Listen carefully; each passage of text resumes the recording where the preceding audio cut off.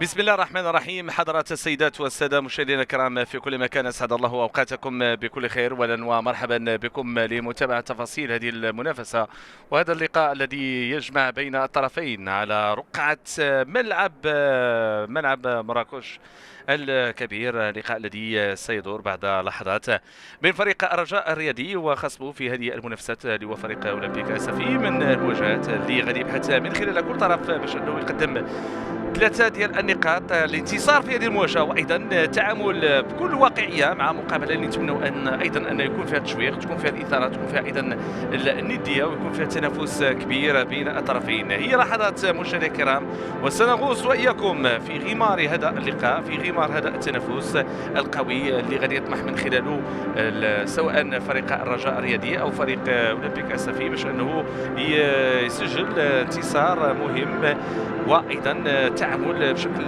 جيد مع تفاصيل هذه المقابله. غرفه الفار فهناك رضوان جيل وايضا الحسن ازقاو، هذه اذا هي الاسماء اللي كتواجد على مستوى الطاقم التحكيمي وايضا غرفه الفار. الصافرة ديال يوسف تريكي تأتي في هذه اللحظات، وننطلق وإياكم في 45 دقيقة الشوط الأول من عمر هذه المباراة. القمصة الرسمية بشكل المعتاد ديال فريق الرجاء الرياضي من يسار إلى يمين السادة المشاهدين، من جانبه فريق أولمبيك أسفي يلعب من يمين إلى يسار السادة المشاهدين. كرة ملعوبة الآن على مستوى خط الوسط، محاولة ديال الانطلاق بهذا الشكل هذا من جانب عناصر فريق الرجاء، وايضا التعامل مع الكرات اللي ممكن انها تجي على مستوى الخطوط الاماميه والصياغه ديالها بكل واقعيه وايضا بصوره جيده.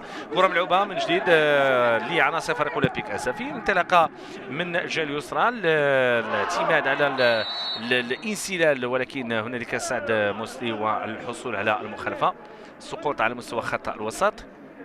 نتمنى ما تكونش اصابه يعني قويه بالفعل. يعود لاستئناف تفاصيل المنافسه.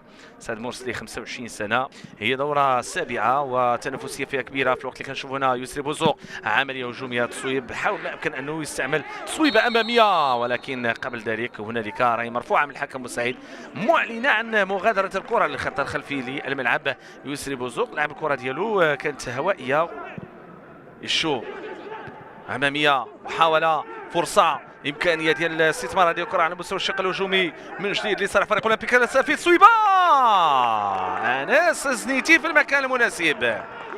انس زنيتي ينقذ الموقف من هدف محقق. اللاعب ساماكي هو اللاعب اللي قام بالتصويبه ديالو. الرجاء والاندفاع، الرجاء والبحث عن الحلول في الخط الامامي. تمريره الجهه اليمنى، هذا من فاتي، هذا من فاتي المراوغه، هذا من فاتي راوغ اللاعب الاول، هذا من فاتي حافظ على كورته، قام بالتمريره داخل منطقه الجزاء بولكسوت ولكن ضعيفه مباشره صوب الحارس خالد كبيري علوي. واحده من المحاولات ايضا والفرص التي تاتي من جانب فريق الرجاء بهذا الاسلوب. نشاهدوا هنا العمليه الهجوميه ونشوفوا هنا التصويبه تاتي هكذا في الخط الامامي. هذا من فاتي نزل كورتو، هذا من فاتي يحاول يمر، تمريره داخل منطقه الجزاء، كره ممتازه ولكن بطيئه بين يدي الحارس، ضعيفه ليتمكن من التقاطها خالد كبيري علوي. يسري بوزوق اللي كان خلف الكره الماضيه.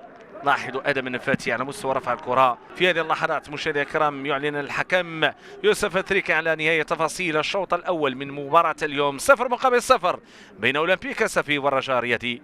الموعد مشاهدينا سيتجدد معكم مع انطلاقه الشوط الثاني.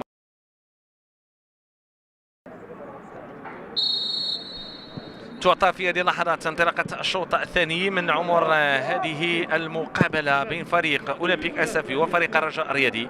الجولة الأولى بنتيجة معروفة 0-0. الجولة الثانية كيفاش غادي يتم التعامل معها. إذا بالعماري هو اللي غادر ودخل مكانه اللاعب عبد الصمد بدوي. البناء بهذا الشكل هذا، تمريرة أمامية، تغطية، رجعت مرة أخرى رجوية، فرصة، محاولة، تغطية من جديد، كرة رجوية، محاولة من جديد، والهدف الأول. الهدف الأول في مباراة اليوم. النسر الرجوي يحلق عاليا في سماء مدينة مراكش. يسري بوزوخ يعلن عن انطلاقة التسجيل والحضور القوي في هذه المنافسة، هذه العملية الهجومية وهذه الانطلاقة التي تأتي على مستوى الخط الأمامي. محاولة على مستوى الشق الهجومي، مكعاسي اللي ساهم في العملية الهجومية والانطلاقة في الخط الأمامي، وشفنا كيفاش أنه جاءت العملية الهجومية بهذا الشكل. نتابعوها بالإعادة مرة أخرى، هذه الفرصة التي أتت في التصويبة الأولى، ثم بعد ذلك إتمام كرة من سمكي يلعب على الجهة اليمنى، عملية هجومية داخل منطقة الجزاء، يقع في المحظور بولكسوت وضربة جزاء يعلنها مدوية في سماء مدينة مراكش. حكم مباراة اليوم يوسف التريكي. نعم، نشاهد هنا التدخل. سويل يتقدم، يصوب هدف في المرمى معلنا عن هدف التعادل. يوسف نعم يشو يضع الكرة في المرمى، سويل يشو يضع الكرة في المرمى معلنا عن هدف التعادل في مباراة اليوم. اللاعب الذي يعدل الكفة ويسجل في هذه العملية الهجومية، في هذه المحاولة على مستوى الشق الهجومي. 1-1 في مباراة الرجاء فريق أولمبيك أسفي. هكذا هو العنوان، الهدف رقم 5 لأولمبيك أسفي هذا الموسم، مع هذه الندية التي يطمح من خلالها كل طرف لأن يكون الأفضل. مباراة اليوم محاولة هجومية رجوية، بولكسوت تمريرة جانبية، فرصة تصويبة ممتازة، يضيع الهدف اللي كان بالإمكان للرجاء يستفيد منه في عملية هجومية ملعوبة على مستوى الخط الأمامي في الشق الهجومي. وفي آخر المطاف أولمبيك أسفي كرة أمامية لمحاولة رجوية، صابر بوغرين، عملية المرور من جديد رجوية، فرصة داخل منطقة الجزاء، نوفل تصويبة، القائم ينوب عن الحارس بولكسوت، هذا من فاتي تصويبة ولكن مباشرة إلى خارج الخط الخلفي للملعب. هذا نوفل، هذا الزرهوني الذي دخل بهذه الكرة داخل منطقة الجزاء. لاحظوا كيف تفاعل معها، تصويبة ترتطم بالقائم الأيمن للحارس، القائم مسفوي بامتياز على اعتبار أنه نابعنا عن الحارس خالد كبير العلوي.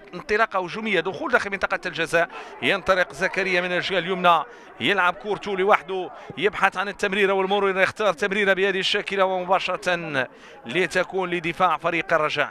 المعاشي ما نساوش ان دخوله في الجولة الثانية أعطى معنوية أفضل، عنده جرعة إضافية زايدة بإمكان أن يستفيد منها فريق أولمبيك أسفي. كرة من جديد في الخط الأمامي، تحضير والهدف المسفيوي يأتي في هذه اللحظات. ثاني الأهداف من جانب فريق أولمبيك أسفي في شباك فريق الرجاء الرياضي. زكريا عبوب يظهر أنه سعيد، يظهر أنه يحتفل، يظهر أنه يشاهد هدف ثاني ولا يصدق الأمر. كعملية هجومية في خطأ على مستوى التغطية الدفاعية، تأتي الكرة بهذه الطريقة وبهذه الكيفية. الهدف اللي يجي بعد الخطأ ربما من هولو اللي كان مضايق حاول ما يمكن يصحح الوضعية للكرة الماضية، لكن في آخر المطاف يأتي الهدف على مضض وبشكل سريع من المسجل، من وضع الكرة في المرمى، من غير العنوان وجعل الكرة في الشباك. تمريرة جانبية، تغطية، محاولة مرة أخرى من جانب فريق الرجاء الرياضي داخل منطقة الجزاء، فرصة التعديل، كرة ممتازة، تضيع كرة الهدف في عملية هجومية منسقة على مستوى الخط الأمامي. كان بالإمكان الاستثمار لكن تغير كل شيء من خلال آخر لمسة. نشوفوا اللقطة، نشوفوا العملية، شوفوا هنا المحاولة التصويبة، هذا من نفاتي في الركنية في الزاوية على يسار الحارس خالد كبيري علوي، والكرة تنفذ داخل منطقة الجزاء.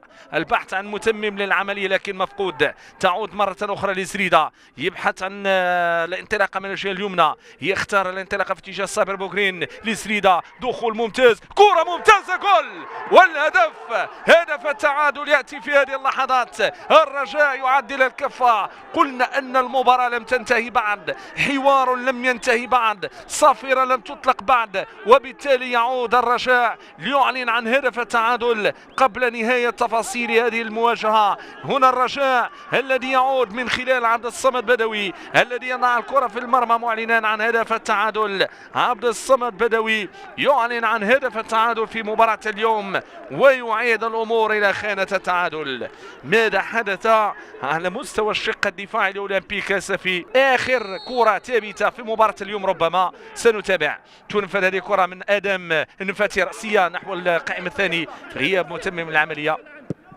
تعود تغطية مرة أخرى في خط الوسط، وفي هذه اللحظات يعلن حكم المواجهة يوسف أثريكي على نهاية تفاصيل مباراة اليوم كما آلت إليه مباراة ذهاب الموسم الماضي، هدفان داخل كل مرمى. هكذا يكون العنوان في مباراة اليوم هنا بمدينة مراكش.